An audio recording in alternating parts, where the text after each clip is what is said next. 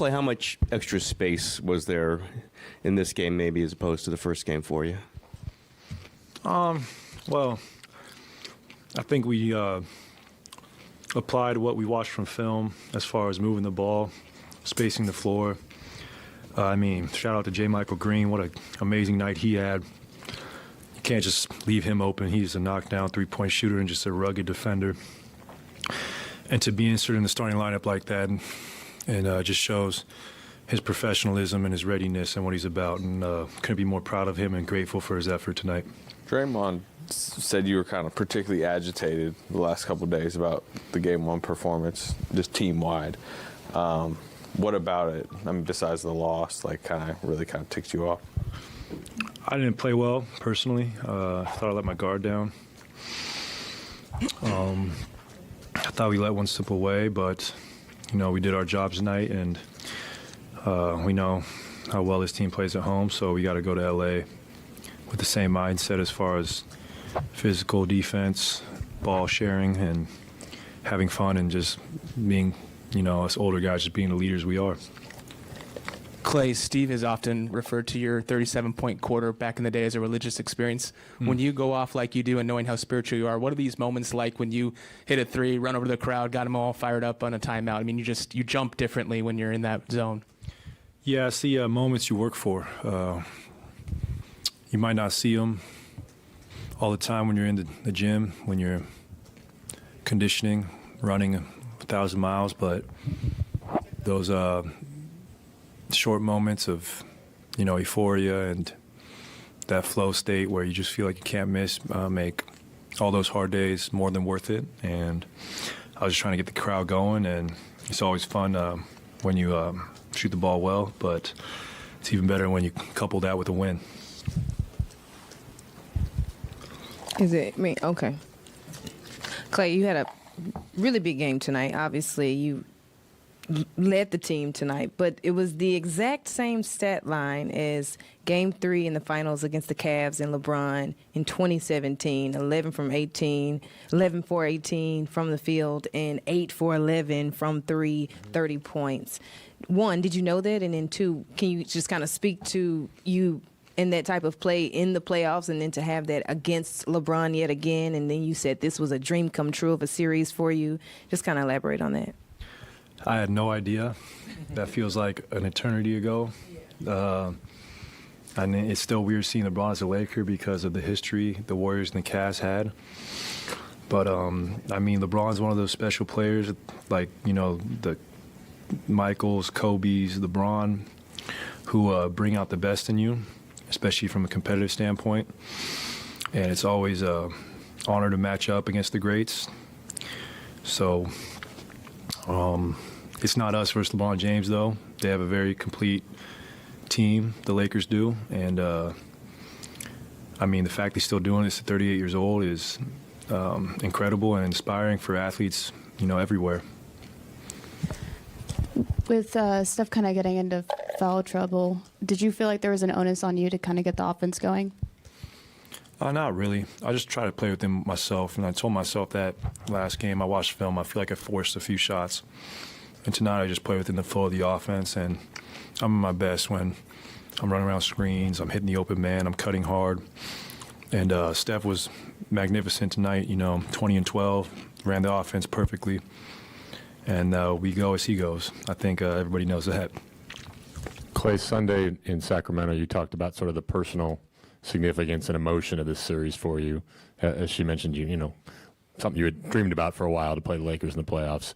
What's it going to be like to play the games in LA now, the next two, and how does that sort of change the dynamic for you, I guess? Doesn't change much. I'm going to be myself. I'm going to play hard on both ends. I'm going to hunt great shots. But just from a life standpoint, it's such an incredible experience to play in front of my friends and family. I would go to Staples as a high school basketball player with my pops, just dreaming of playing on that floor, playing, against the best in the world. Now to be here and be a part of it, I don't lose sight of that perspective of how great this opportunity is. And I'm just, excited to do it in a building where all my hoop dreams came about. So, you know, I have so much respect for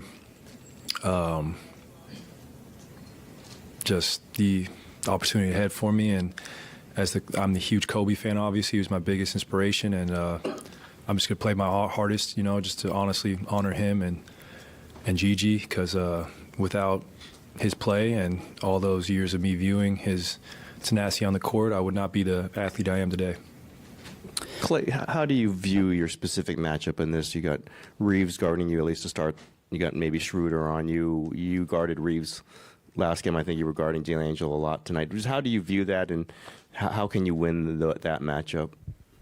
Well, all those guards you named are very good in the ball screen. They have great chemistry with AD, especially in the ball screen. And for me, I might not have the same quickness I once did in my 20s, but I could still use my size and defensive positioning to deter good looks for those guys. So it's just about sticking with the game plan and not getting caught up in the individual matchup. If you feel like you have a mismatch, you kind of overcompensate sometimes. For me, it's just about staying within the flow of the offense and hunting great shots. And when I do that, I have nights like this.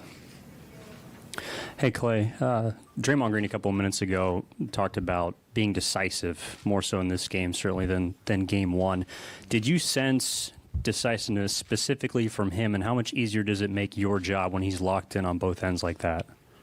That's the Draymond Green we love. I mean, he's so great in the pick and roll. He's so great at making plays out the pick and roll, and he's like a point guard for us out there, being 6'7", 250, and the ability to get to the rim, shoot the three, hit the open man. I can't name a lot of players who play like that. He's our Swiss Army knife, and when he's getting downhill and he's finishing at the rim and he's hitting the open man, like, we're at our best. So we'll look forward to this continued effort by Draymond, and just like Steph, we go as Dre goes.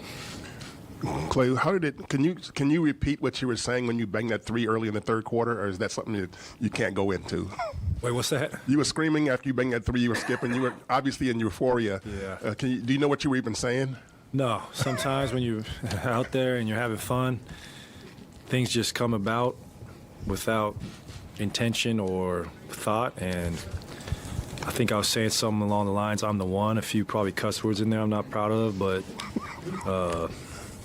those are the moments that feel the best as an athlete, you know, when you feel like you're just clicking and your game is just effortless. Klay, Draymond spoke of playing with more force to kind of maybe take Anthony Davis out of his groove a little bit from Game 1. I mean, how much was that an emphasis to just at least make him alter what was working so well? Yeah, I mean, Draymond can match up with anybody. He does very well on bigger guys, smaller guys. He has incredibly quick feet for his size and long arms, and he's just a pest, and we know how great AD is. He's one of the best in our game. So we're going to try and make it as tough on him as possible because we know how important he is to the Lakers winning games, and I thought Dre did an incredible job on him tonight. It's a tall task, obviously, for Dre to keep this up, but we know he's capable, and we're going to trust him to, you know, continue to try and slow him down. Klay, here to your left. Yeah, to your left. You had a great game tonight. How did you prepare yourself for this game differently than you did for the first game? I would say I relaxed a little bit more. I was not happy with my Game 1 performance. Shot the ball very inefficiently. Probably rushed some shots, and tonight I just let it come to me. And I was telling myself to stay patient, and it paid dividends. Klay, last time you were in LA for the playoff series, I think it was the Clippers in 19, when you took that dip in the ocean that you said rejuvenated you. Any similar plans? Well, if the weather is better, it's not so June gloomy, I'd love to go jump in, hopefully go down to Manhattan Beach or something and jump in by the pier. There's something just about getting in the Pacific Ocean and body surfing that just resets your whole